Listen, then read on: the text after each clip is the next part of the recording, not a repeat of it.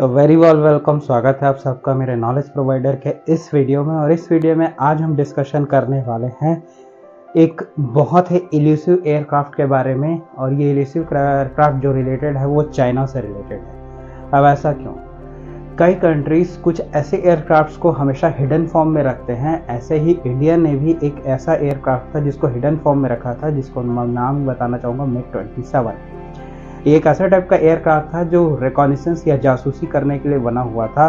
और जब Indian air force ने इसको कभी भी किसी के आसपास डिस्क्लोज तक नहीं किया गया था।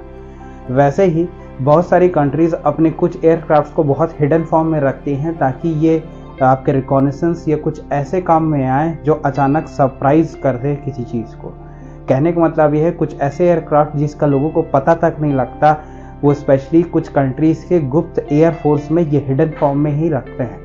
इसी कंसिडरेशन में देखा गया है, आपने एक इंसिडेंट को सुना होगा कि चाइना के जो एयर स्पेस में था, जब ताइवान जो इशू चल रहा था, चाइना और ताइवान का जब इशू चल रहा था, तो यूएस ने क्या किया था, अपने कुछ फाइटर एयरक्राफ्ट्स को उन्होंने चाइना के स्पेस में, और कुछ प्लेन्स थे उनको चाइना के स्पेस में ये पूरा उनके अंदर तक गए, चाइना स्पेस के एयर स्पेस के अंदर तक गए और वहाँ से घूम के ये वापस आ गए। और प्रूफ के तौर पे इन्होंने इमेजेस को भी पब्लिकली कर दिया, जिससे पता चला कि चाइना को पता तक नहीं चला और उस एयर स्पेस में यूएस के जो एयरक्राफ्ट्स हैं वो घूम के चले गए। इसी को काउंटर करने के लिए 2019 में एक स्पेकुलेशन ऐसे लगाया जा रहा है कि चाइना ने डेवलप कर लिया है अपना एक स्पेसिफिक बॉम्बर। और ये जो बॉम्बर है वो एक टाइप का स्टेल्थ बॉम्बर है जिसको हम बोलते हैं ZH-XX।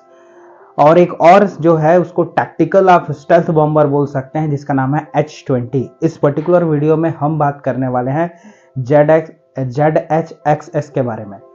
अब ये पर्टिकुलर स्टेल्थ बॉम्बर है 2019 में जो यूएस की जो इंटेलिजेंस एजेंसी है उन्होंने इस बात का एक अंदाज़ा जताया था कि चाइना के पास हो सकता है एक टाइप का स्टेल्थ बॉम्बर है जो दुनिया से हिडन फॉर्म में रखा है। ये एक स्टेल्थ बॉम्बर है जिसका नाम है ZH-XX।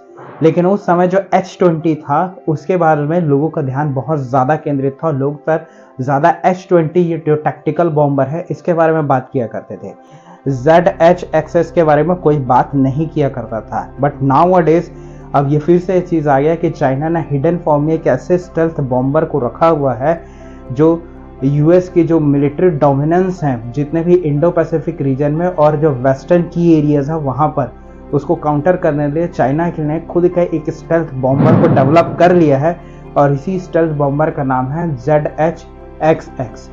अब ये स्टेल्थ बॉम्बर है वो इतना बड़ा है, दूसरी बात ये स्टेल्थ है, इसमें बहुत बड़े लॉन्ग बेज हैं और इसके जो साइड विंग्स हैं वो बहुत ज़्यादा बड़े हैं। और इसका वेपन बे वो इतना बड़ा है कि इसमें ज़्यादा से ज़्यादा बॉम्ब जो हैं वो अंदर हिडन फॉर्म में रखे। और इसके साइड के वेपन बे भी हैं जिसमें एयर टू एयर जो लॉन्चिंग मिसाइल्स हैं वो भी इसमें कैप्ट किया जा सकता है, ऐसा स्पेकुलेशन मानना है। अब चाइना ने अगर ऐसे टाइप के एयरक्राफ्ट या बॉम्बर को, स्टील बॉम्बर को अगर डेवलप किया है तो उसको हिडन फॉर्म में छुपा के क्यों रखा है?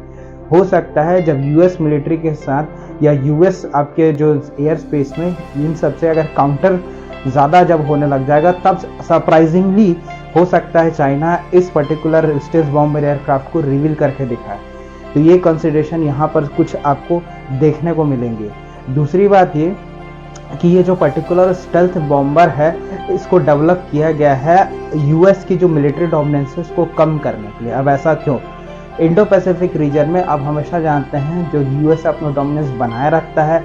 अब साउथ ईस्ट जो चाइना सी है उसके आसपास भी ये अपने डोमिनेंस को बताने की कोशिश करता है। हमेशा यूएस के जो आपके एयरक्राफ्ट्स हैं वो यहाँ फ्लू करते रहते हैं और इस पर्टिकुलर जगह अपने डोमिनेंस को प्रूव करते हैं ताकि चाइना यहाँ पर अपना डोमिनेंस ना बना पाए और यहाँ पर पर्टिकुलर जो चाइना का डोमिनेंस है वो कभी भी ज़्यादा ना बढ़े। इसी को काउंटर करने के लिए यूएस ने अपने जो एयरक्राफ्ट कैरियर के फ्लीट्स हैं उसको कई इसको भेजा हुआ है जो इसी जगह पर डॉक करके बैठे हुए हैं। और इन्हीं में जो एयरक्राफ्ट्स हैं वो लगातार यहाँ फ्लू करते रहते हैं, सॉर्टीज करते रहते हैं ताकि जो चाइना का एडवांसमेंट है वो यहाँ आगे ना बढ़ पाए। इसी को काउंटर करने के लिए चाइना ने हो सकता है ये स्टेल्थ बॉम्बर डेवलप कर लिया है। और ये स्टेल्थ बॉम्बर की खासियत यही है कि ये जो यूएस के बढ़ती मिलिट्री डोमिनेंस है उसको कम करे। आप जानते हैं कि चाइना जो है वो ब्लू वाटर नेवी बनने के बिल्कुल कगार पर है। अब आगे देखेंगे कि अब धीरे धीरे जो चाइना की जो नेवी है वो इतनी ज़्यादा एडवांस कर रही है, इनके जो आर्सेनल्स हैं, इनके जो शिप्स हैं, वो इतनी ज़्यादा अमाउंट में जो चाइना प्रोड्यूस करता है। अगर हम एक एयरक्राफ्ट कैरियर की बात करें जिसको बनने में किसी भी देश में, हमारे भारत में देख लीजिए लगभग 8 से 10 साल का भी समय हो जाता है और उसको टेस्टिंग में लग जाते हैं 11 से 12 साल। लेकिन यहाँ पर जो चाइना है इसको 7 साल में ही बना के दिखाता है और उसके बाद इसके जो टेस्टिंग वेस्टिंग को करके, क्योंकि एक समय ऐसा था जब चाइना के पास एक भी एयरक्राफ्ट नहीं रहा करता था। आज ये समय है कि चाइना के पास 2 एयरक्राफ्ट कैरियर्स हो चुके हैं, जबकि भारत के पास 2 एयरक्राफ्ट कैरियर अब जाके आए हैं। तो ये चीज़ है।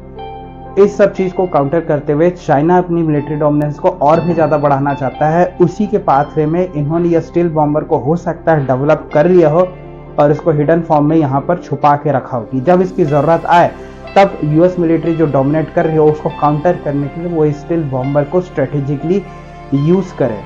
ये जो बॉम्बर है बहुत हैवी बॉम्बर्स होते हैं और दुश्मनों को इसका पता भी नहीं चलता जब ये एनिमी के एयर स्पेस में घुसेंगे, इसीलिए ये स्टेल्दी होने के कारण इनको ये एडवांटेज मिलता है। तो हो सकता है ZHXX इसी पर्सपेक्टिव को या इसी इनिशिएटिव को के रोल को इसी इनिशिएटिव लेने के लिए हो सकता है चाइना ने इसको डेवलप करके दिखाया होगा। ऐसे H-20 की बात भी बहुत की जा रही थी कि ये एक ऐसा स्ट्रैटेजिकल आपका टैक्टिकल जो बॉम्बर है जो काफ़ी बड़े मिशंस को अंजाम दे सकता है। B-21 राइडर जो यूएस ने डेवलप कर रखा है, एक विशेष प्रकार का ये जो बॉम्बर स्टेल्दी बॉम्बर है, इसी को काउंटर करने के लिए हो सकता है चाइना ने भी अपना एक स्टेल्थ बॉम्बर डेवलप कर लिया हो। इंडिया के पास भी खुद का भी एक बॉम्बर ज़रूर होना चाहिए। राइट नाउ हमारे पास अभी अपने खुद के कुछ बॉम्बर है ही नहीं, तो इंडिया को भी ऐसे बॉम्बर्स को परचेस करना चाहिए और डेवलप करना चाहिए। स्पेशली ये नहीं है तो इसे बाहर से कहीं इसको इंपोर्ट कर लेना चाहिए, क्योंकि हर कंट्रीज जो अपने आप डोमिनेंस दिखाती है और चीज़ की है तो बॉम्बर्स उनके पास ज़रूर रहते हैं, क्योंकि यूएस के पास भी खुद के बॉम्बर्स हैं। अब देखिए स्पेकुलेशन ये भी लगाई जा रही है कि चाइना ने भी अपने बॉम्बर्स को रखा हुआ है। रशिया के पास TU नाम के जो बॉम्बर्स हैं एयरक्राफ्ट है वो भी उनके पास है। इंडिया को अगर इसमें टॉप रीजन पे अगर आना है और इस फील्ड में आगे बढ़ना है तो हमको भी अपने कुछ बॉम्बर्स हमारे पास रखने होंगे। तो स्पेकुलेशन से ये लगाई जा रही थी कि इंडिया भी कुछ बॉम्बर्स को परचेस कर रहा है रशिया से, बट राइट नाउ ऐसा कुछ होता दिख नहीं रहा है। तो होप ये वीडियो आपको अच्छा लगा होगा। आप कमेंट करके बताइए वीडियो आपको कैसा लगा। मिलते हैं नेक्स्ट वीडियो में, तब तक के लिए बाय।